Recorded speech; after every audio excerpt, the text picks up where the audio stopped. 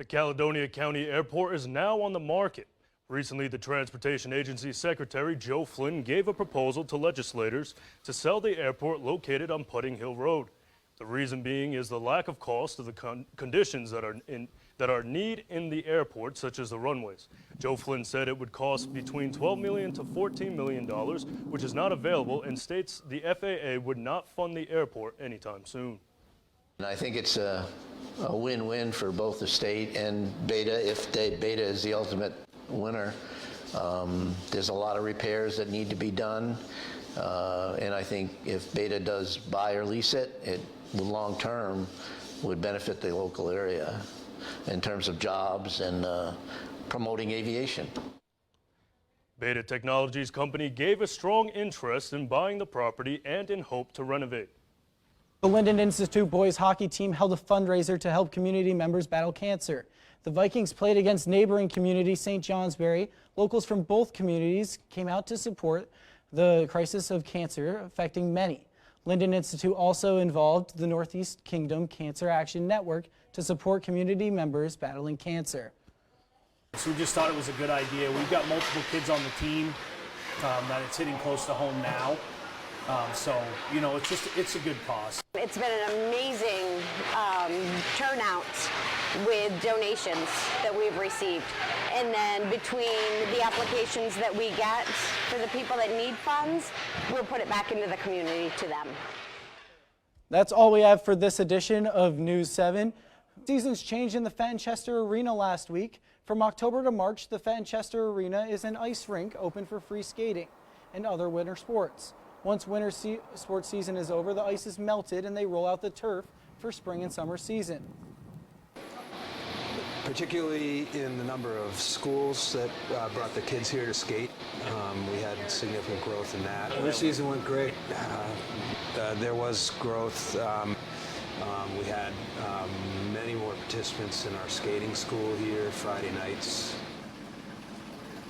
The turf field is now fully operational for spring sports and other activities. St. Johnsbury Select Board recently approved a 5-year redevelopment plan. The town holds 8 different projects under the 5-year plan. One of the most important projects to the town will be redeveloping the Lemoy Valley Rail Trail. This proposed action will provide a connection from downtown St. Johnsbury to the end of the Lemoy Valley Rail Trail. Right now, one of the priorities is the Lemoy Valley Rail Trail riverfront extension, and so bringing that trail into the downtown so it doesn't end at the edge of town anymore is a pretty high priority for the moment. The St. Johnsbury Honking Tunnel will connect the Lemoy Valley Rail Trail to St. Johnsbury's downtown as well. Happy Valentine's Day, folks, a special holiday to have the opportunity to express your love to anyone.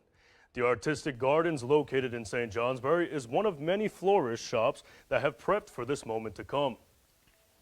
It's a big holiday for sure, very much so. It's one of the few holidays that you have to have everything for that day, which makes it really hard. Other holidays like Christmas and Mother's Day, it's over several days, so it's much easier. But this one, everybody wants it on that day.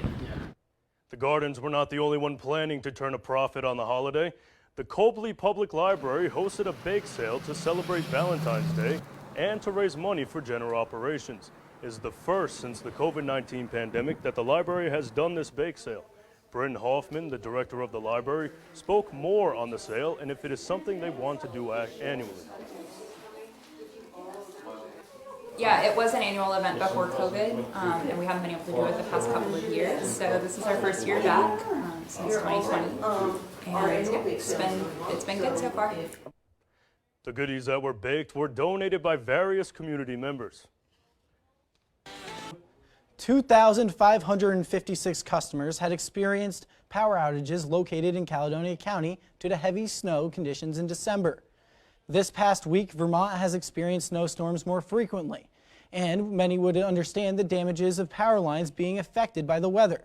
The Lyndonville Electric Department explains on what challenges they are facing and how the community can provide assistance.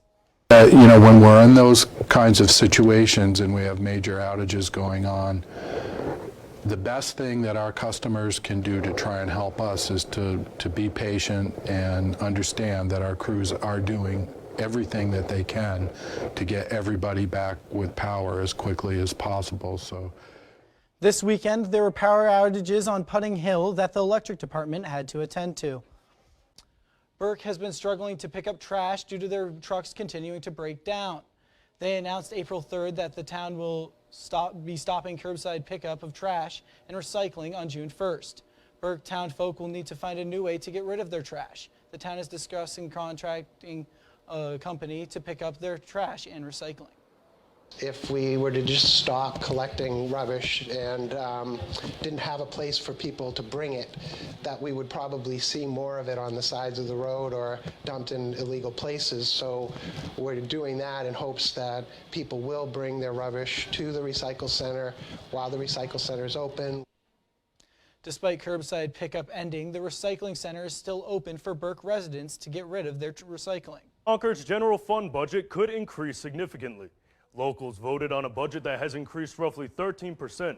The normal inflation rate percentage is only 6%. Concord voters share their thoughts. It always does, but things need to be paid. Cost of things keep going up. There's nothing you can do about it. In 1970, it was $147, my property tax. And now it's pushing almost $5,000. I mean, I understand, you know, inflation and things go, and that's almost 50 years. Voting is open until 7 p.m. tonight. The Tang Science Annex, the new addition that they broke ground on last spring. The Tang Science Annex will have about 6,000 square feet inside and will include a full 3-story elevator so people can come to the spaces in the original building that has never been accessible before. It will also have more gallery space and an interactive science gallery, according to Anna Rubin, the Director of External Relations. We're really excited to be moving ahead with the project now. This project couldn't happen without funding from the community. So we've had some major donors step in, but most of the support is from people who care about this museum and who care about its future. The new addition is made out of mass timber locally harvested from New Hampshire. This is the first of its kind.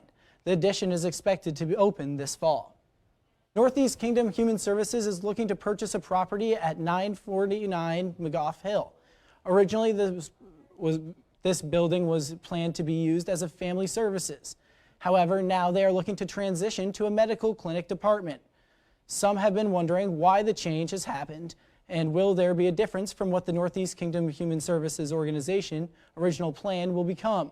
Now it will be providing services to the children and families in the community. Executive Director Kelsey Stavseth explains the misconception of the name changing to a medical clinic.